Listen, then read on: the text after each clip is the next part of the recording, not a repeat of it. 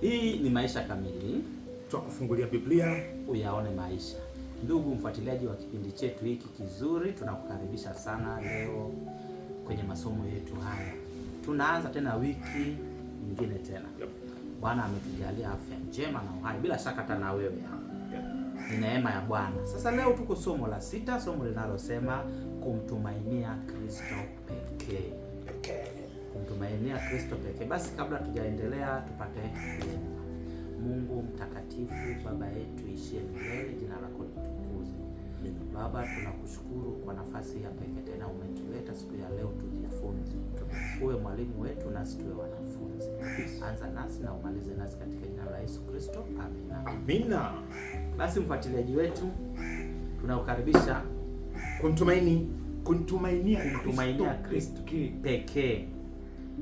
Wiki hii yote tutaenda na somo hilo katika fungu la Wafilipi 3 mstari wa 10 hadi 11. Mafungu nawapenda. Twende. Nalo fungu linasema, ili nimjue yeye na uweza wa kufufuka kwake na ushirika wa mateso yake, nikifananishwa na kufa kwake, ili nipate kwa njia yoyote kuifikia kiama ya wafu. Wafilipi 3. Wacha hiyo wiki ibiringite. Twende. Na sasa kumtumainia Kristo pekee. Wewe una kitu gani unachotumainia? Una dhamana gani? Unajua kitu unachotumainia ni kwamba kesho ambayo siifahamu ikitokea chochote, yaani tumaini langu na kwamba kesho yangu iko salama, kwamba nina uhakika. Nina matumaini. Unatumaini katika nini? Yaani hicho kitu kikitoweka unasema yani sina mbele, sina mustakabali. Yaani sema ukweli tu. Yaani unatafuta. Ningesema kwa sababu katika ubinadamu ni chakula. Kwamba kesho chakula kiwepo. Tunapofanya shopping tunaweka chakula. Ili kesho watu wale, mimi nile. Lakini katika ulimwengu baada ya kupokea Kristo, tumaini letu ni Kristo. Maana yeye ndio hata chakula, yeye ndiye anayetupa. Chakula kikiwepo una furaha. Chakula kikiwepo tunapata. Sio kwamba tu chakula leo na hata cha kesho kikiwepo. Sasa twende Jumapili hapa, anasema kufurahi katika Bwana.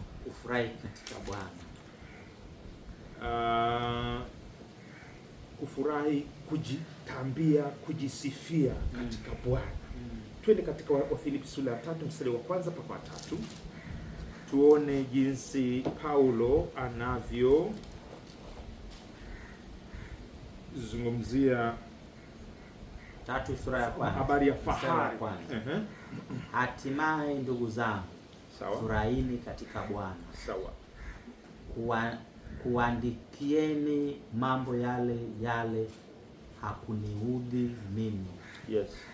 Bali kutawafaa ninyi. Jihadharini na mbwa.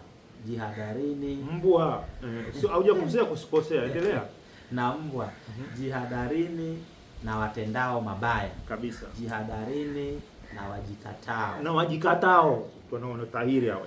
Maana sisi tu tohara tumwabuduo Mungu kwa roho na kuona fahari juu ya Kristo Yesu, wala hatutumaini mwili. Wewe ulizungumzia habari ya chakula. Kuna watu ambao yani chakula kikiwepo ndio kesho yake ipo. Sasa kuna watu wanaitwa mbwa. Anawataja hapa Paulo katika Biblia. Yaani ni watu wa mwilini. Katika Biblia of course watu wanaotenda mabaya, makafiri, wasiomtambua Mungu wanatajwa kama mbwa. Paulo hajatumia hii lugha kama ya kwanza. Sasa Paulo anasema, kwanza naomba radhi ninaporudia mada zile. Unajua kuna wachungaji kama una mchungaji unafahamu, utakuta tu kwamba yaani hata kama atazunguka, ataenda Mathayo, utakuta kuna pointi zake lazima agonge.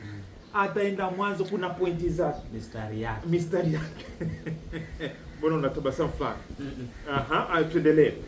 Sasa Paulo anasema na mimi mistari yangu mnaifahamu, lakini mnivumilie, inawafaa ninyi nirudia jihadharini na watu wajikatao, wanaoona fahari katika mwili, wanaotumainia mwili. Yaani tumaini lao liko katika mwili. Anawaita mbwa. Hawa watu kama utakumbuka katika Mwanzo sura ya kwanza, ndio hawa nini? Akiwa pale na minyororo yake imefungwa, analalamika, anasema wako humu ndani. Ndio maana anasema jihadharini, ni mbwa mwitu ulioko humu ndani. Anasema hawa wanamhubiri Yesu. 17 wengine wanamhubiri Kristo kwa fitina, wala si kwa moyo mweupe, wakidhani kuongeza dhiki za kufungwa kwangu. Yadhuru nini? Anaendelea namna hile. Hawa watu hawa, mbwa hawa. Paulo sasa katika mistari yake akihubiri injili ya wokovu, unajua alikuwa anasemaje? Ukiwa ndani ya Kristo Yesu, huhitaji utambulisho mwingine, huhitaji tumaini lingine.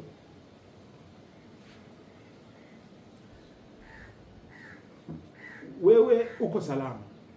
Sasa Paulo alikuwa anakinzana na walikuwa wanamsumbua kila anapokwenda. Wahubiri wengine ni Wayahudi, ni Wakristo tu kabisa, wengine wanasema sawa, Kristo amekuja, lakini sio yote.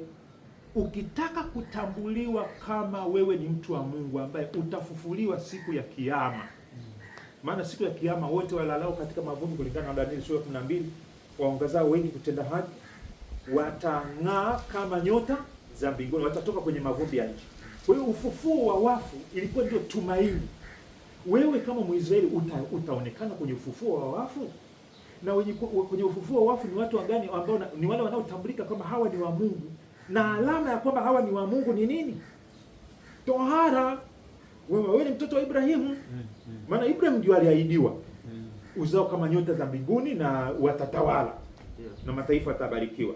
Sasa wewe hujatahiriwa, alafu umempokea Kristo. Nasikiliza tu ujumbe wa Paulo, anasema Kristo anatosha.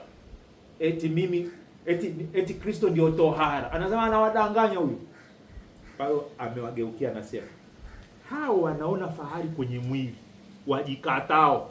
Wewe hiyo kitu wanaoikata hiyo ndio walikuwa wanaonea fahari. Wanasema kwa sababu ya hii tuna uhakika ufufuo wa wafu. Lakini kwenye fungu la kukariri anasemaje? Anasema ili nimjue yeye.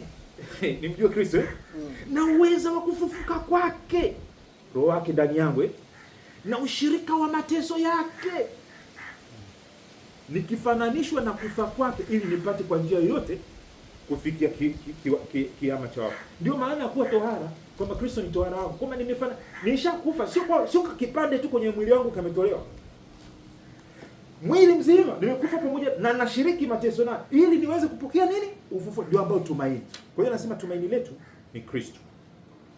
Tohara wetu ni Kristo. Mbwa wanasemaje? Mbwa unajua wanasemaje? Wao kwenye mwili. Wanasema mimi bwana, nikiwa na chakula cha kutosha store, ndio tumaini langu. Wayahudi wanasemaje? Nikiwa na tohara, nimempokea Yesu, lakini na tohara pia na uhakika. Nyingine mbwa wa leo, jinsi wanavyozungumza mbwa wa leo, wanatumainia nini mbwa wa leo? La benki kwenye account. Haya, tusije tukawa nasi kama mbwa. Tahadhari. Kristo pekee anatosha. Tohara inatosha. Tumaini hilo linatosha. Tumaini linatosha kwa sababu ametuhakikishia, ametuahidi yeye kwanza, vyote vingine tajasuluhishia.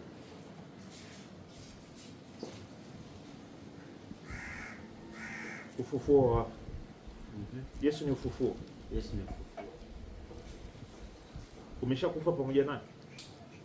nishakufa pamoja naye, basi utafufuliwa pamoja naye. Amina. Rafiki yangu, kama una uhakika umetahiriwa, umekufa pamoja na Kristo, basi utaishi pamoja naye. Kristo tumaini letu. Baba yetu aliyoko mbinguni, tunakushukuru kwa kuwa wewe umetupa Yesu Kristo nanga yetu, tumaini letu la uhakika. Rafiki yetu anayetusikiliza, ambaye labda amesikia mambo wanavyomwekea, anasema haitoshi, lazima uwe na pesa, labda lazima uwe na alama zingine, na hata kuishia kujikata, kujiumiza ili tu kujikamilisha. Leo hii injili hii ikamkamilishe, akapokee sio tu mauti na ufufuo wa Kristo, akisubiria ufufuo wa wafu siku ya mwisho.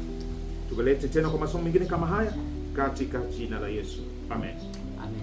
Basi rafiki yetu, hapo ndipo tumefika mwisho kwa siku ya leo. Tukutane tena kesho siku ya Jumatatu, ambapo tunaenda kuangalia somo linalosema maisha ya zamani ya Paulo.